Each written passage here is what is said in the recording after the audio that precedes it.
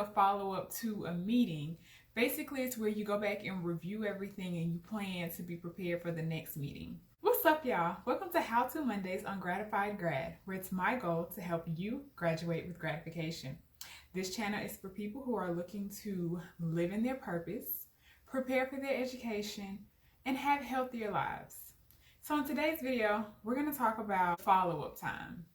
So I'm talking about the meeting where you had with your advisor, you discussed a couple of things concerning your research. If you want to know how you can do a better job at leading the meetings with your advisor, check out my previous video called How to Lead a Meeting, which will be linked over here or up here, one of these places, or in the description box. The 3 ways to go about your follow-up to a meeting is, this is happening in real time. I had a meeting with my advisor, and in the meeting, generally our meetings are where we discuss my research, we discuss data, and we discuss the progression and where I plan for the work to go. 1, review everything from that meeting. So hopefully during your meeting, you took good notes. You wrote down the things that you did know, the things that you didn't know, and the things that, you may want to look into outside of just what was talked about in that meeting. 2, you go and actually look up the things that you didn't know. So yes, this is an extra step and an extra work, but it will advance you, and it's critical.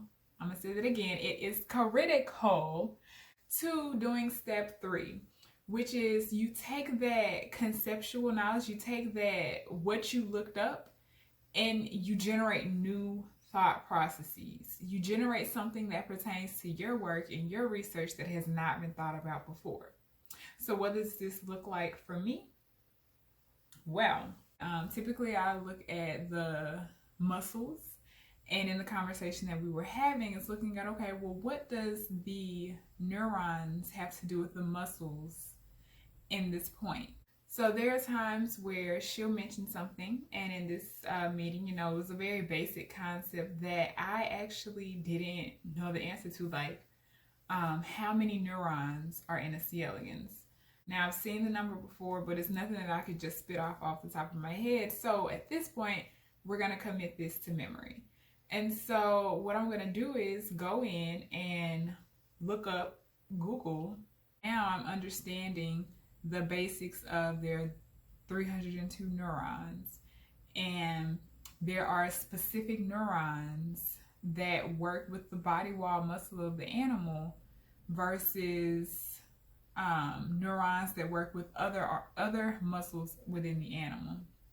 And so now, thinking about this in terms of my research, this is a very basic beginning thought process to this. Like, I have to think about this a little more outside of this video, but just for the sake of thinking through this right here with you all, is that, okay, could there be something wrong with those neurons?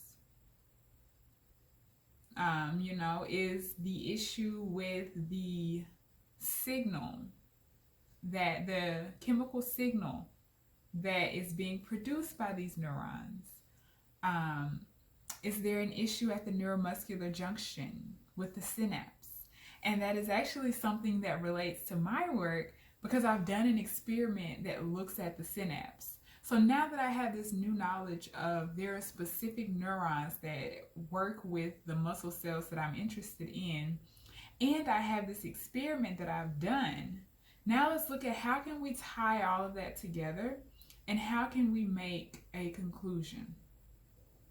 And so if you do these 3 steps after every meeting, so remember, the first step is to go back and just review the meeting, read through all of your notes, the things that were discussed during the meeting, and then 2, looking up the basic concepts that you didn't know, or the basic concepts that you don't feel like you had a complete grasp or understanding of, and then 3, putting that information in perspective with what you're doing. You are launching yourself forward to have a conversation with your advisor, have that intellectual conversation with your advisor where you can get past the, I'm not sure what that answer is, or I'm not sure what that answer is, to a place of, well, this is what the literature says. This is what the experiments that I've done say. This is the new conclusion that I have. Hopefully this was helpful to you. Be sure to like this video, subscribe to the channel, share it, and graduate with gratification. Bye.